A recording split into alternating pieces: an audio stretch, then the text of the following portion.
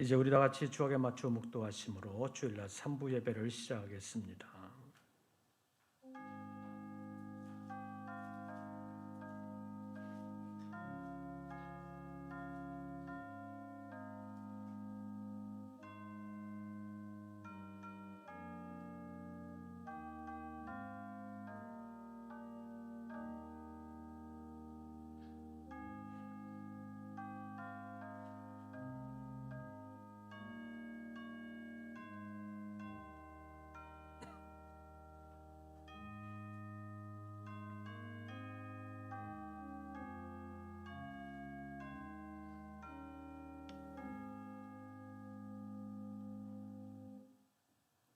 이 예언의 말씀을 읽는 자와 듣는 자와 그 가운데 기록한 것을 지키는 자는 복이 있나니 때가 가까움이라.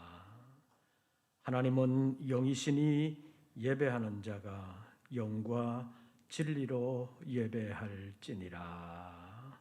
아멘.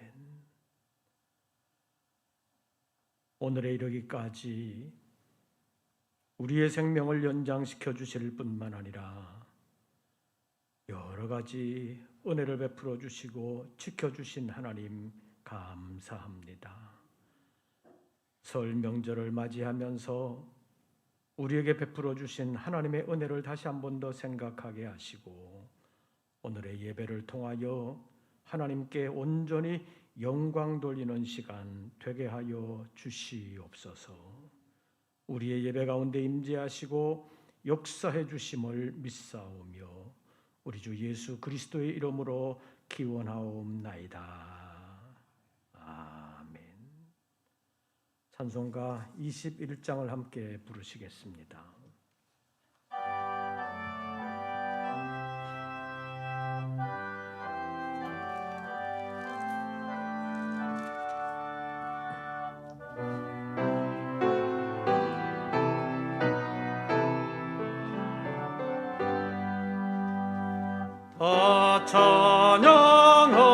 찬양하여라 전능한 창조의 주께 내 호라 주 찬양 평강과 구원의 주님 성도들아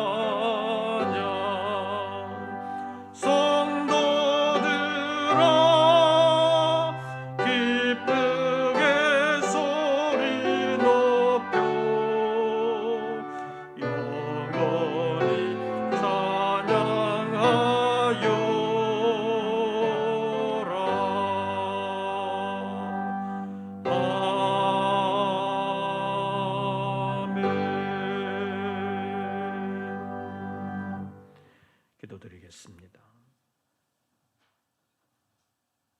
변함없이 저희들을 사랑하시는 하나님께서 오늘도 저희들을 예배의 자리로 불러주신 것을 감사합니다.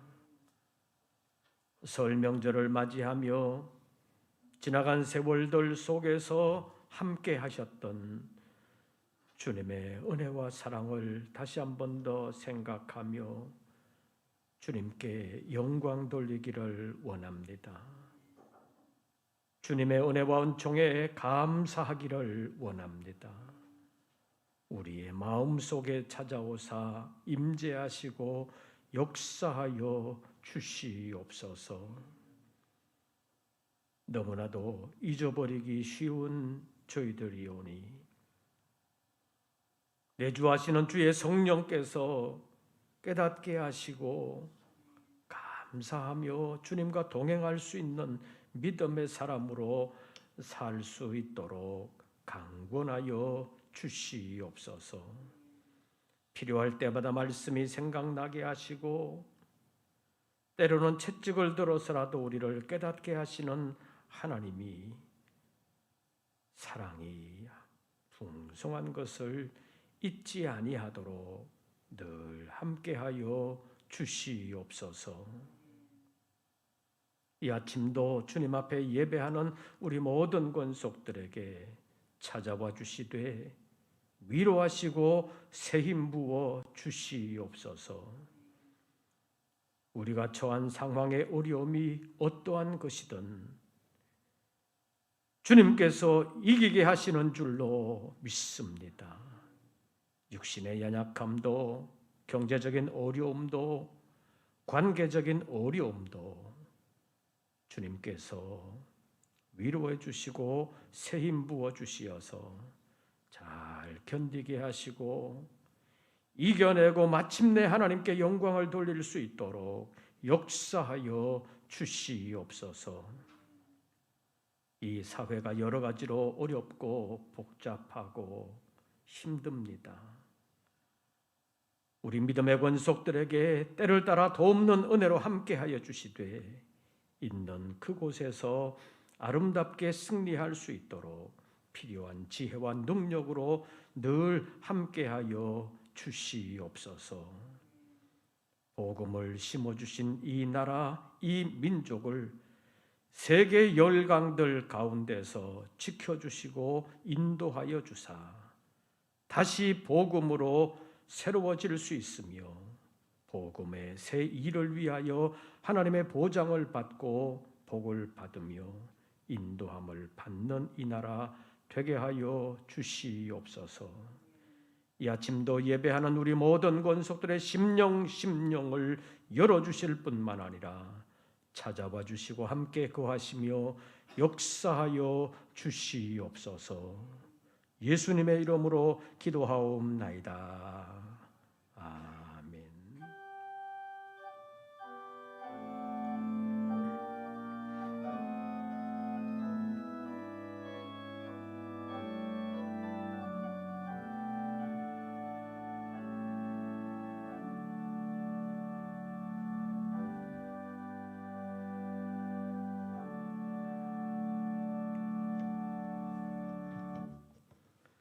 오늘 우리에게 주시는 하나님의 말씀을 찾습니다.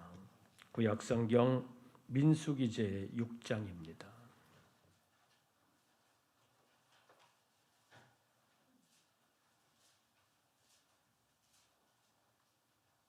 구약성경 민수기제 6장, 제가 가진 성경으로는 구약성경 204쪽입니다.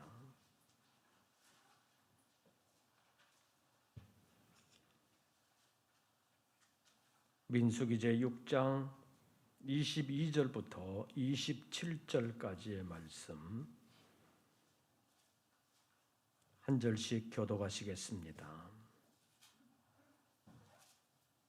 민수기제 6장 22절 말씀을 제가 먼저 봉독합니다. 여호와께서 모세에게 말씀하여 이르시되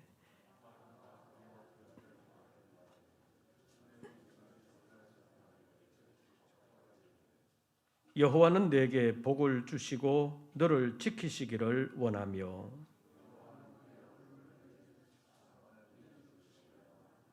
여호와는 그 얼굴을 내게로 향하여 드사 평강 주시기를 원하노라 할지니라 하라.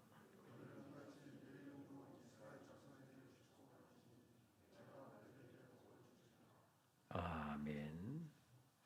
오늘도 주의 이름으로 예배하는 우리 모든 권속들에게 주님의 은혜와 평강이 함께 하시기를 축원합니다. 이제 내일이 지나면 모레가 뭐지요? 설이지요. 코로나 이전 같으면 설 명절 때가 이때쯤 되면 벌써 백화점이나 대형마트, 재래시장은 설 준비하는 사람들로 북적이고 또 미리 고향 간다고 전국이 벌써 떠들썩할 텐데 요즘은 요동치는 코로나 때문에 사람들의 이동이 정말 적어졌습니다. 그리고 설 기분도 별로 안 나는 것 같습니다. 정부 당국자들은 연일 이번 설 연휴 기간에도 고향 방문을 자제해 달라고 부탁하고 있습니다. 사실 설이라는 명절은 그동안 흩어져 있던 가족들이 고향에 계시는 부모님 가정에 함께 모여서 세배도 올리고 새해 인사도 드리고 음식을 함께 먹는 것이 설 풍속의 주된 모습이라고 볼 수 있습니다. 그런데 요즘은 이제 모이지 말라고 하니까 설의 의미도 별로 없는 것 같고 설 기분도 별로 안 나고 그런 것이 요즘 설 모습인 것 같습니다. 코로나가 정말 많은 것을 바꾸어 놓고 있습니다. 그래서 이 코로나라는 것이 세계를 before 코로나라고 해서 BC, after 코로나라고 해서 AC로 바꾸어 놓을 것이라는 말은 진작 나왔습니다. 정말 지금 돌아보면 코로나 이전의 삶이 어떠했던가 아득한 것 같습니다. 직장 때문에 교회에 못 나오시는 분들도 몇 분 계십니다. 교회 갔다가 코로나 걸리면 사표 내야 된다는 거 알아라. 그런 말들을 하는 직장들이 있었기 때문입니다. 초기에 또 일부 이단성 있는 교회들이 정부의 방역수칙을 우습게 여기면서 우리는 뭐 기도하면 방역수칙 안 지켜도 코로나 안 걸린다. 그런 이단들이 있었기 때문에 언론에서는 다 교회라고 보도를 해서 반기독교적인 성향에 불을 붙이기도 했습니다. 그리고 또 오미크론이 주목을 받게 될 때는 인천의 한 교회 목회자가 아프리카를 다녀온 이후에 이 코로나 바이러스에 감염된 것이 보도가 되면서 반기독교적인 성향이 더 강해지기도 했습니다. 그래서 이제는 마치 교회가 코로나 감염의 온상인 것처럼 또는 혐오시설처럼 되어버리기도 했습니다. 아마 앞으로는 교회가 모이는 면에 있어서는 숫자적인 면에서나 모이는 열심에 있어서 코로나 이전을 완전히 회복하기가 쉽지 않을 수가 있습니다. 그래서 교회도 코로나 이전, before 코로나 BC와 after 코로나 AC로 나눌 수 있다고도 말할 수 있습니다. 교회뿐만 아니라 여러 가지 사회 현상 그리고 사람들의 의식 구조도 이제는 코로나 이전 BC와 코로나 이후 AC로 나누어서 상당히 달라진다고 볼 수 있습니다. 지금까지의 인류 역사는 BC와 AD로 나누어졌습니다. 이렇게 역사를 나누어 놓는 핵심적인 사건이 바로 예수님의 탄생이었습니다. 그래서 예수님의 탄생 이전을 Before Christ라고 해서 BC라고 불렀고 예수님 탄생 이후의 시대를 라틴어로 아노 도미니라고 해서 AD라고 불렀습니다. 아노 도미니라는 말은 문자적으로는 우리 주님의 시대에 이런 뜻이지만 의미적으로 사용하기는 예수님 탄생 이후의 시대라는 의미로 주로 사용됐습니다. 그래서 우리는 BC 몇 년, 주전 몇 년, AD 몇 년, 주후 몇 년 이런 식이라고 불렀지만 서양에서는 우리와 조금 다르게 사용한다고 합니다. AD 몇 년 이렇게 부르는 것은 우리와 같은데 BC의 경우가 다르다는 것입니다. 우리는 쉽게 BC 몇 년 이런 식으로 부르는데 서양의 경우는 우리처럼 BC 몇 년이 아니라 몇 년을 먼저 쓰고 다음에 BC 이렇게 표기를 한다는 것입니다. 어쩌면 예수님의 탄생이라는 의미를 연도를 표기하는 데 있어서도 살리기 위한 것은 아닐까 그런 생각을 했습니다. 화면을 한번 보시죠. 긴 역사의 축을 한 수평선으로 그려보면서 연대 표기를 할 수 있는데 이렇게 보면 예수님의 탄생이라는 사건이 중심의 중간 기준이 되면서 그 이전 BC, 그 이후 AD 이렇게 나누어집니다. 시각적으로 보면 예수님의 탄생 이전 연대가 왼쪽에 있고 중간에 예수님의 탄생이라는 사건이 있고 예수님의 탄생 이후의 연대가 오른쪽에 있습니다. 그래서 이것을 쓰게 될 때 시각적으로 보면 예수님 탄생 이전에 BC는 연도를 먼저 쓰고 BC가 나오고 예수님 탄생 이후에는 AD라는 것이 먼저 나오고 그 다음에 몇 년이라는 숫자가 나오는데 서양은 이렇게 쓴다는 것입니다. 그러니까 예수님 탄생 이전의 연대는 연도부터 먼저 쓰고 BC를 쓰고 그 다음에 예수님 탄생 이후에는 AD를 먼저 쓰고 연대를 쓴다는 것입니다. 어쨌든 인류의 오랜 역사를 표기할 때는 예수님의 탄생을 중심 기준으로 해서 그 이전 BC와 그 이후 AD로 나누어서 연도를 표기할 정도로 예수님의 탄생이라는 사건이 역사적인 대사건이라는 의미입니다. 그런데 요즘 21세기 초반에는 코로나로 인하여 세상이 변하면서 코로나 이전 before 코로나 BC와 코로나 이후 after 코로나 AC로 부른다는 것은 코로나가 세상에 미치는 영향력이 그만큼 크다는 것을 의미하는 것입니다. 어쨌든 코로나 이전에는 상상할 수도 없던 일들이 지금 세계적으로 일어나고 있는 것을 볼 수가 있습니다. 이제 우리나라의 경우는 코로나 3년차 설이 내일 모레로 다가오고 있습니다. 설 기분은 별로 안 나지만 그래도 설은 설이니까 설 명절에 사람들이 세배를 하면서 또 사람들을 만날 때 가장 많이 하는 말이 새해 복 많이 받으세요 이런 거잖아요. 그래서 이런 복을 생각하면서 우리는 신앙적으로 하나님께서 주시는 복에 대하여 생각하려고 합니다. 그래서 오늘은 설을 염두에 두고 하나님이 주시는 복이라는 제목으로 잠깐 말씀을 상고하려고 합니다. 첫째로 우리의 설 풍속을 생각하면서 하나님의 복을 찾아보려고 합니다. 우리나라 사람들이 전통적으로 지켜왔던 설 풍속은 조금 전에 말씀드린 것처럼 여러 지역으로 흩어져 있던 가족들이 부모님이 계시는 고향으로 모여와서 조상에게 제사를 드리고 또 부모님들, 가정의 어른들께 세배를 드리고 그리고 모든 식구들이 함께 식사하는 것이 설 풍습의 모습이라고 볼 수 있습니다. 그런데 여기서 제사와 세배라는 것은 조상에게 대한 효라는 이름으로 드리는 것이지만 그 목적으로 보면 복을 받기 위함이라고 말할 수 있습니다. 그래서 옛날 같으면 가정에 우환이 생기면 묘를 잘못 써서 그런가? 묘를 이장해야 되나? 아니면 뭐 조상에게 우리가 뭐 잘못한 게 있나?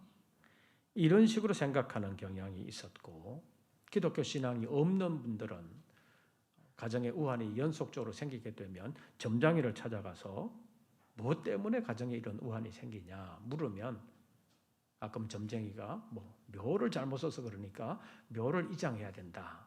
그런 대답을 하는 일들도 종종 있었습니다. 왜 이렇게 생각하느냐? 조상이 복을 준다고 생각했기 때문입니다. 그런데 오늘 본문 27절에서 복을 비는 사람, 즉 축복하는 사람이 있고 복을 주는 분은 누구인지를 분명하게 밝히고 있습니다.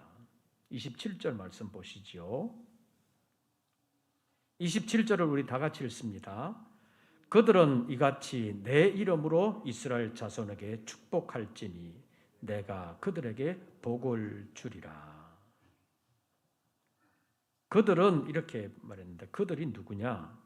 23절 말씀을 보면 아론과 그의 아들들입니다. 직분으로 말하면 제사장들입니다. 제사장들이 이같이 누구 이름으로? 내 이름, 여호와의 이름, 하나님의 이름으로 이스라엘 자손에게 뭐 할지니? 축복할지니. 여기 축복한다는 말은 한자 말인데 우리말로 풀어서 한다면 복을 빌어줄지니 이런 말입니다. 축복한다는 말은 복을 준다는 것이 아니고 복을 빌어준다는 말인데 제사장들이 여호와의 이름 하나님의 이름으로 이스라엘 자손들에게 축복을 할지니 그러면 누가 그들에게 복을 주리라?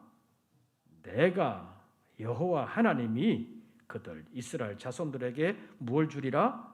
복을 주리라.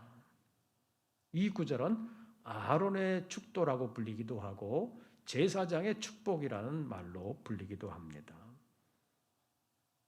그것이 24절부터 26절까지의 말씀인데 제사장들이 이렇게 복을 빌면 제사장들이 축복을 하면 누가 복을 주시겠다는 거예요? 내가 하나님이 여호와 하나님이 복을 주시겠다는 약속의 말씀입니다. 그래서 우리가 여기서 유의해서 살펴봐야 할 것은 제사장이라고 하는 사람이 다른 사람에게 복을 빌어줄 수는 있지만 한자말로 표현하면 축복할 수는 있지만 복은 하나님이 주신다는 말씀입니다. 그래서 본문 27절에서 사람이 축복하면 하나님이 복을 주신다. 이것을 아주 분명하게 밝히신 것입니다. 그래서 이번 설을 맞이하면서 조상들에 대하여 효를 다하는 것은 성경에서도 가르치는 바지만 복을 주는 것은 조상이 아니라 하나님이라는 사실을 늘 명심할 필요가 있습니다. 한번 따라해 보시죠. 사람이 축복은 해도 복은 하나님이 주신다. 한 번 더 따라 하시지요. 사람은 복을 빌 수는 있어도 사람이 복을 줄 수는 없다. 복은 하나님만이 주실 수 있다는 사실을 늘 기억하시기를 바랍니다. 두 번째로 우리가 알아야 하는 것은 하나님이 주시는 모든 것은 복이라는 사실입니다. 요즘 사람들이 가장 받기를 원하는 것이 무엇이겠습니까? 이 자본주의 사회에서는 뭐니 해도 money라고 사람들은 돈을 좋아합니다. 요즘 이런 말이 있잖아요. 선물 뭘로 해드릴까요? 그러면 그냥 봉투로 줘. 이게 가장 많은 말이라 대답이라 그러잖아요. 그 어떤 것보다도 현금이 가장 좋다고 합니다. 그만큼 사람들은 돈을 좋아합니다. 그런데 이렇게 좋아하는 돈을 누가 준다고 하면 얼마나 좋겠어요. 그러나 사람이 무엇을 준다고 할 때 왜 주는지를 면밀하게 살펴볼 필요가 있습니다.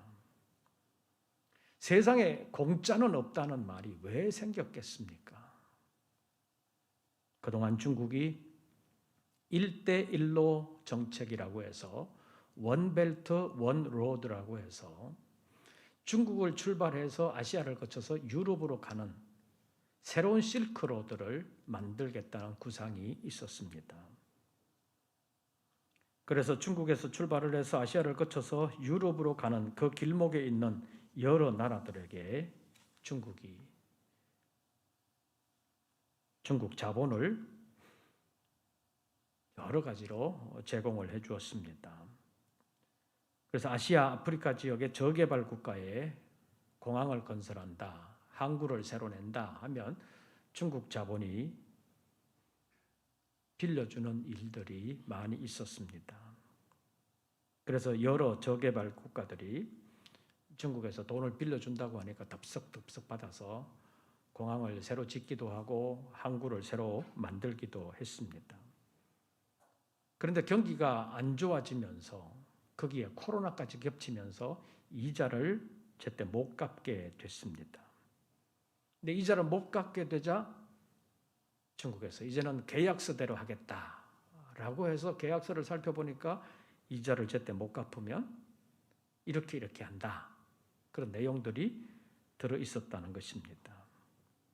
처음에는 계약서에 신경도 쓰지 않고 그냥 돈 빌려준다고 해서 덥석덥석 받아서 했는데 나중에 계약서를 면밀하게 살펴보니까 당장 어려움을 만나게 된 것입니다.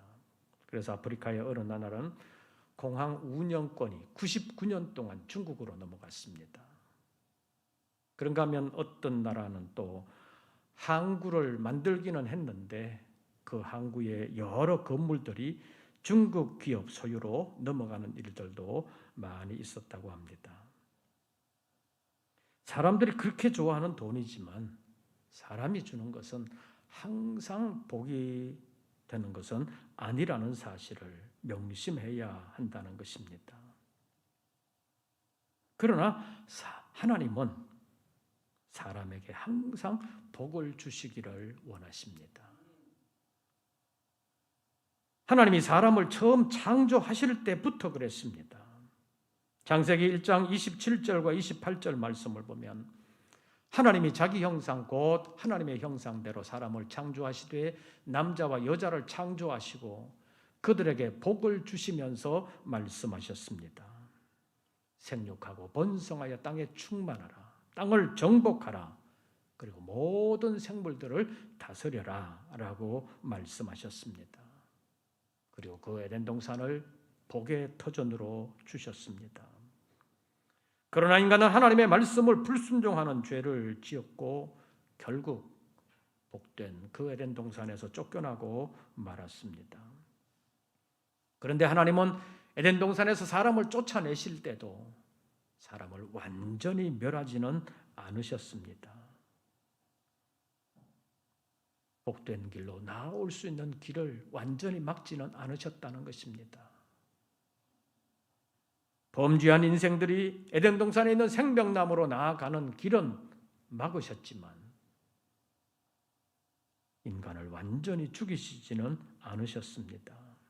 비록 실패했지만 하나님의 말씀을 다시 생각하며 살아갈 수 있는 길을 막지는 않으셨다는 말씀입니다.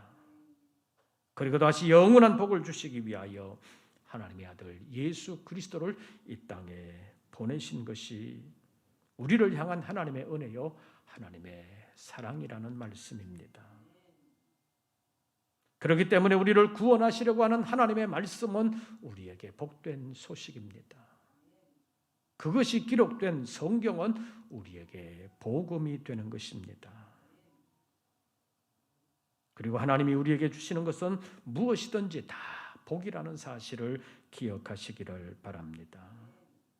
우선 당장은 복이 아닌 것 같아도 나중에 돌아보면 그것도 복의 시작이었구나라는 사실을 발견할 때가 많다는 것을 지난번에도 말씀드린 바 있습니다. 제 경우를 잠깐 말씀드리면 제가 서울대학을 가겠다고 서울로 올라왔잖아요. 그런데 전기시험에서 서울대학에 떨어지고 말았습니다. 후기시험 본다는 것은 생각도 안 했는데 할 수 없어서 성균관대학에 들어갔는데 마음에 들었겠어요? 안 들었겠어요? 들었겠어요? 안 들었겠어요? 남의 일이니까 별로 관심도 없어요? 4년 내내 마음에 안 들었습니다. 그리고 군대는 미군 부대 카투샤를 가겠다고 시험을 봐가지고 붙었습니다. 카투샤로 훈련소에 입소를 했는데 직전에 눈병이 나가지고 훈련소에서 퇴짜 맞고 쫓겨났습니다. 기분이 좋았겠어요? 안 좋았겠어요? 그런데 나중에, 정말 나중에 돌아보니까 실패를 통해서도 하나님의 가르침이 있더라고요. 다시 말하면 실패도 나중에 있을 복의 밑거름이 된다는 사실입니다. 혹시 지금의 상황이 실패인 것처럼 마음 아픈 분이 계십니까? 여기서 절망하지 아니하고 하나님을 찾고 하나님을 의지하면 하나님께서 반드시 여러분을 복된 길로 인도해 주실 줄로 믿습니다. 제 삶에서도 지난날의 실패가 오늘의 실패를 되풀이하지 않게 하는 양약이 될 뿐 아니라 복의 밑거름이 되었다는 사실을 나중에야 알게 된 것입니다. 사랑하는 성도 여러분, 지금의 상황이 어떠하든 성경의 하나님, 우리 주 예수 그리스도를 우리에게 허락하신 우리 아버지 하나님은 우리에게 복을 주시기를 원하시는 하나님이실 뿐만 아니라 실제로 복을 주시는 하나님이라는 사실을 믿으시기를 바랍니다.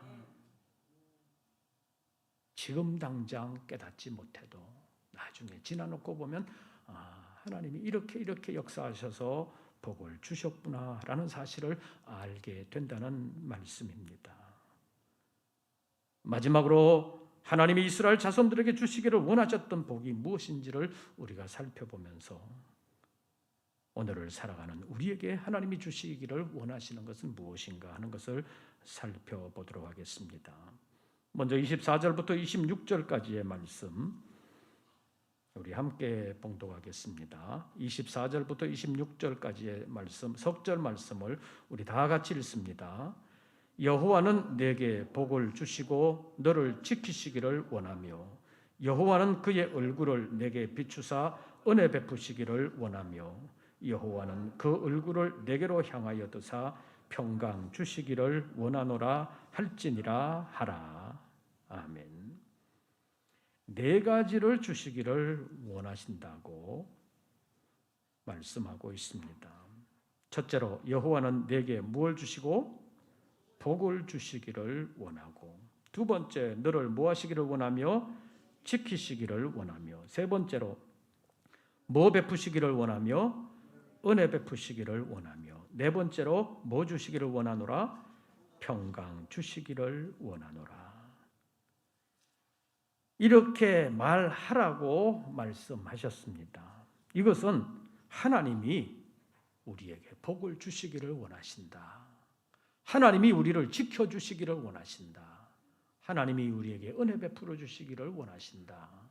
하나님이 우리에게 평강 주시기를 원하신다는 것을 말씀하시는 것입니다. 이렇게 말하면 내가 이렇게 복을 주겠다고 주님이 약속하셨습니다. 사랑하는 성도 여러분, 설을 맞이하면서 돈 때문에 걱정거리가 될 수도 있고 여러 가지 관계 때문에, 다른 사정 때문에 고민이 생길 수도 있습니다. 그러나 우리 하나님은 오늘 우리의 걱정도 내일의 복으로 만드시기를 원하시는 줄로 믿습니다. 마태복음 6장 34절 말씀과 33절 말씀을 읽어드리겠습니다. 그러므로 내일 일을 위하여 염려하지 말라. 내일은 내일이 염려할 것이요 한날의 괴로움은 그날로 족하니라. 그런즉 너희는 먼저 그의 나라와 그의 의를 구하라. 그리하면 이 모든 것을 너희에게 더하시리라. 우리 하나님은 우리에게 끝까지 복을 주시기를 원하십니다. 요한계시록 22장 7절 말씀을 보면 보라 내가 속히 오리니 이 두루마리의 예언의 말씀을 지키는 자는 복이 있으리라. 처음에 창조하실 때부터 복을 주셨던 하나님, 마지막까지 복을 주시기를 원하십니다. 이 말씀을 기억하면서 우리에게 복을 주시는 하나님과 설 명절을 함께하는 우리 모든 권속들 되시기를 주의 이름으로 축원합니다. 기도하겠습니다.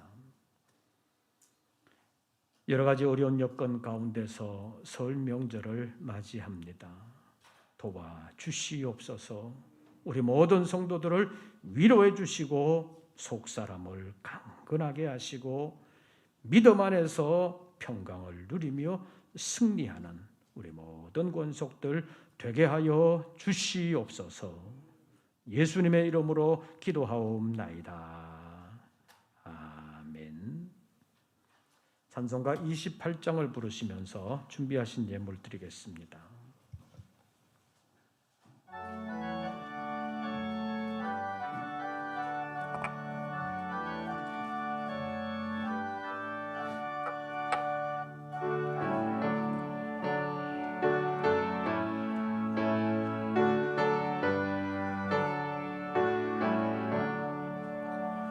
복의 근원 강림하사 찬송하게 하소서. 한량 없이 자비하심 증량할 길 없도다. 천사들의 찬송가를 내게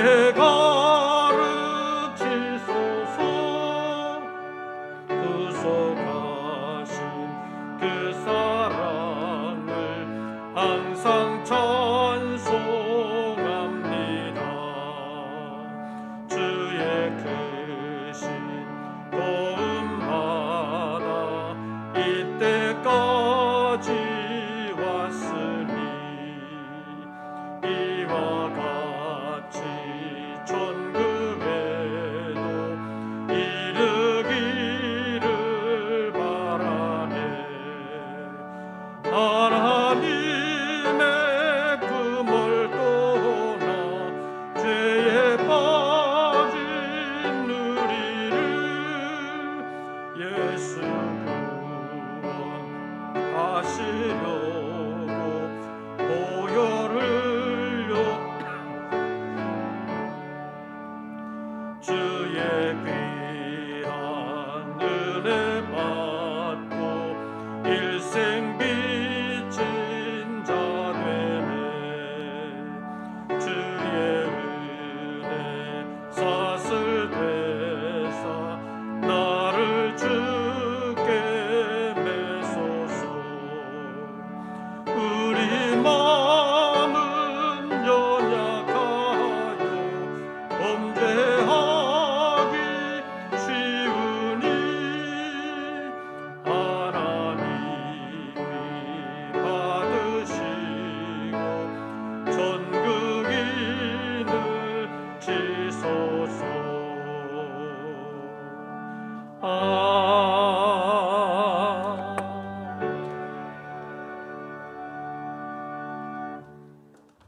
기도드리겠습니다. 여러 가지로 어려운 여건 가운데서 설 명절을 맞이합니다. 우리의 모든 사정을 주님께 맡기고 주 안에서 은혜와 평강을 누릴 수 있도록 하나님께서 우리 모든 성도들을 지켜주시옵소서. 안전하게 하여 주시옵소서. 신령한 복을 내려 주시옵소서. 열심히 수고한 소득의 11조를 주님 앞에 올리며 삶의 전폭을 하나님께 맡깁니다. 지금까지 살아온 것도 하나님의 은혜지만 앞으로의 삶도 주님의 은혜인 줄로 믿습니다. 이 땅에서의 삶이 끝나면 영원히 복된 하나님의 나라를 우리에게 허락하신 줄로 믿습니다.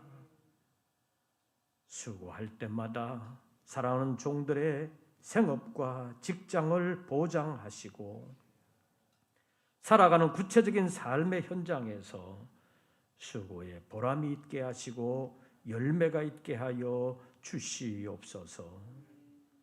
여러 가지 어려운 여건이 있지만 그 가운데서도 베풀어 주시는 하나님의 은혜를 생각하며 감사하는 심령들, 그 감사하는 마음이 끊어지지 아니할 뿐만 아니라 더 많은 일들로 감사할 수 있는 복이 사랑하는 모든 성도들에게 있게 하여 주시옵소서. 연휴 기간 동안 이동하는데도 안전하게 하시고 우리 모든 성도들이 믿음 안에서 아름답게 승리할 수 있도록 필요한 지혜와 능력으로 늘 함께하여 주시옵소서. 이제는 우리 구주 예수 그리스도의 은혜와 아버지 하나님의 크신 사랑과 성령님의 교통하심이 구체적인 삶의 어려움에도 불구하고 하나님을 찾고 하나님 의지하기를 원하며 하나님과 함께 동행하기를 원하는 우리 모든 권속들 위에 이제부터 영원토록 함께 하시기를 축원하옵나이다. 아멘.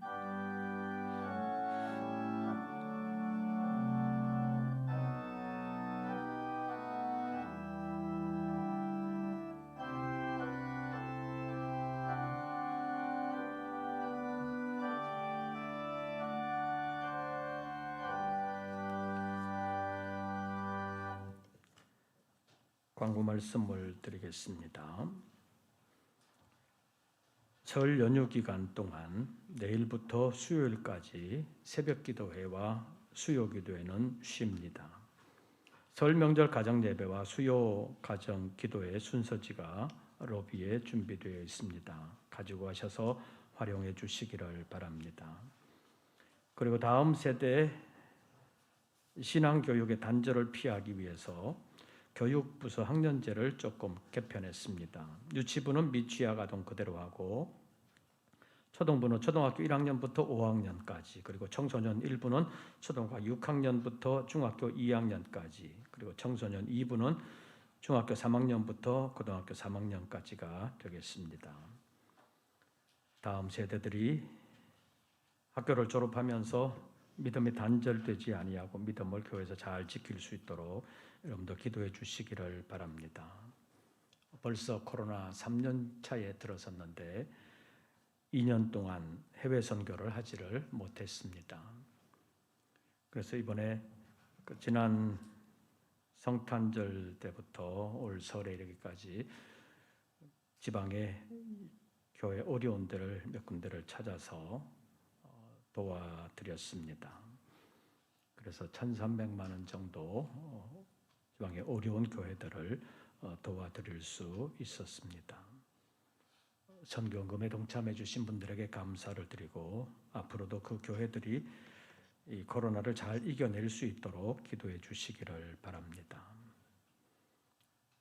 설 명절 잘 보내시고 새해 복 많이 받으시기를 바랍니다. 새로운 한 주간 주 안에서 평안하시고 승리하시기를 빕니다. 이것으로서 3부 예배를 모두 마치겠습니다.